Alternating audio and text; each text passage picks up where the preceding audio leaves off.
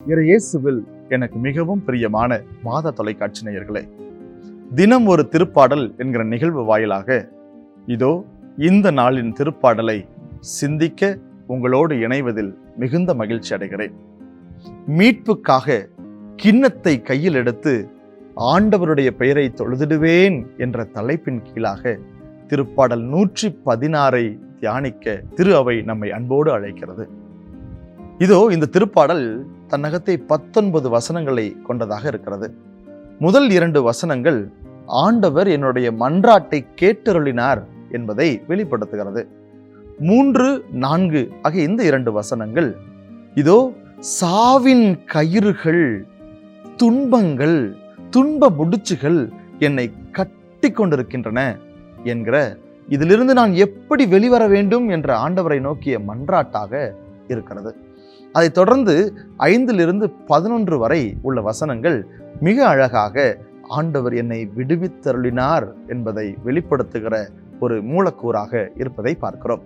மீதி 12 19 வரை உள்ள வசனங்கள் நீயும் நானும் கடவுளுக்கு நன்றி செலுத்த வேண்டும், மீட்பிற்காக ஆண்டவர் என்னை மீட்டதற்காக மீட்பின் கிண்ணத்தை கையில் எடுத்து ஆண்டவரை தொழுதேத்த வேண்டும், ஆண்டவரை புகழ்ந்தேத்த வேண்டும், ஆண்டவருடைய திருப்பெயரை சொல்லி அவரை புகழ வேண்டும் என்கிற ஆழமான கருத்தை வெளிப்படுத்துகிறது. அன்புக்குரியவர்களே, இதோ இஸ்ரேல் மக்கள் தங்களுடைய வாழ்நாளில இந்த திருப்பாடலை ஒரு புகழ்ச்சி பாடலாக திரு வழிபாட்டினுடைய தொடக்கத்திலே அவர்கள் இதை பாடினார்கள். ஏன் என்று சொன்னால் ஆண்டவர் அவர்களுக்கு செய்த எல்லாவற்றையும் நினைவு கொண்டு இதை அவர்கள் பாடினார்கள் என்பதை நாம் பார்க்கிறோம். இதோ என்னென்ன சாவின் கயிறுகள் அவர்களை அமிழ்த்து கொண்டிருந்தது என்று கொஞ்சம் சிந்தித்து பாருங்களேன். எத்தனை கஷ்டங்களில் அவர்கள் மாட்டினார்கள்.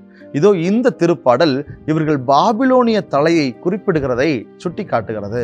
பாபிலோனிய தலையிலிருந்து அவர்கள் மீண்டு வந்ததை சுட்டி காட்டுகிறது. இதோ ஒவ்வொரு முறையும் கடவுளை எதிர்த்து இவர்கள் பாவம் செய்கிற பொழுதெல்லாம் கடவுள் இவர்களை தண்டிக்க நினைக்கிறார். இதோ நீங்கள் பாவம் செய்கிறீர்கள் என்று அவர்களுக்கு சுட்டி காட்ட நினைக்கிறார். இதோ என்னை விட்டு பிரிந்து போகிறீர்கள் என்று சொல்லி ஆண்டவர் அவர்களுக்கு சுட்டி காட்டுகிறார். இதோ பல நேரத்தில் எடுத்தவுடன் மிகப்பெரிய ஒரு ஆழிக்குள்ளாகவோ அல்லது மிகப்பெரிய ஒரு பிரச்சனைக்குள்ளாகவோ நாம் மாட்டிவிடப் போவது கிடையாது. ஆனால் இஸ்ரேல் மக்கள் அதை போலவே கொஞ்சம் கொஞ்சமாய் இது நல்லா இருக்கே என்று சொல்லி நிறைய பிரச்சனைகளுக்குள்ளாய் பாவங்களுக்குள்ளாய் மாட்டிக்கொள்ளுகிறார்கள். நம்முடைய அற்ப பாவங்கள் நம்மை சாவான பாவத்திற்கு இட்டு செல்வதைப் போல இதோ இஸ்ரேல் மக்கள் சின்னதாய் கொஞ்சமாய் ஆண்டவரை விட்டு திரும்பி ஆண்டவருக்கு நேர் எதிராய் மாறிப்போகிறதை இந்த திருப்பாடல் நமக்கு சுட்டி காட்டுகிறது. எனவேதான் அவர்கள் மிக அழகாய் இந்த வார்த்தையை சொல்கிறார்கள், சாவின் கயிறுகள் என் கழுத்தை நெருக்கின்றன, சாவின் கயிறுகளுக்குள்ளால் சிக்கிக்கொண்டோம், துன்ப முடிச்சுகளுக்குள்ளால் அதை அவிழ்க்கவே முடியாமல் மாட்டிக்கொண்டோம், ஆண்டவரே எங்களை விடுவித்தருளும் என்று சொல்லி அவர்களுடைய மன்றாட்டை நாம் கேட்கிறோம். நாமும் அப்படித்தான் பல நேரங்களில் சின்ன காரியங்களில் மெதுவாய் கொஞ்சமாய் சென்று மிக ஆழமாய் பாவத்திற்குள்ளாய் ஆண்டவரை விட்டு தூர சென்று இனி என்னை காப்பாற்ற யாருமே இல்லையே என்ற ஒரு சூழ்நிலையில் நாம் மாட்டிக்கொள்ளுகிற இந்த நிலையை இந்த திருப்பாடல் வெளிக்காட்டுகிறது. அன்புக்குரியவர்களே, நாம் வாழ்வில் நினைத்து பாருங்கள், ஒருவேளை அத்தகைய ஒரு பிரச்சனை எல்லா பக்கமும் நம்மை போட்டு அமிழ்த்துகிற ஒரு பிரச்சனை இருக்கிறது என்று சொன்னால் திருப்பாடல் 116 எடுத்து வாசியுங்கள். துன்ப முடிச்சுகளை, துன்ப கயிறுகளை ஆண்டவர் மிக அழகாய் அவிழ்த்து நம்மை விடுவிக்கிறார் என்கிற ஒரு ஆழமான நம்பிக்கையை இந்த திருப்பாடல் நமக்கு கொடுக்கிறது. அப்படிப்பட்ட இந்த திருப்பாடல் மிக அழகான இஸ்ரேல் மக்கள் தங்களுடைய வாழ்வை நினைத்து பார்க்க உதவியதாக இருந்தது.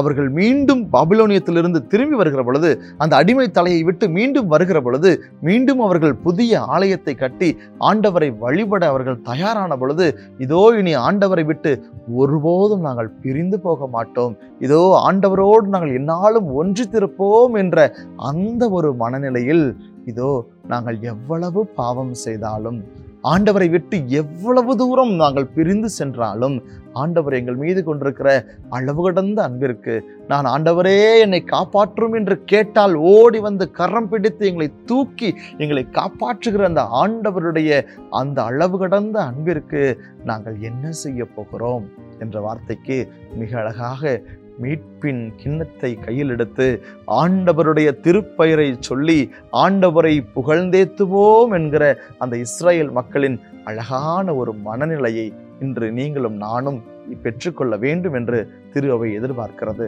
ஏன் என்று சொன்னால், நாம் பல நேரங்களில் பல்வேறு சூழ்நிலைகளில் சிக்கிக்கொள்ளுகிறோம்.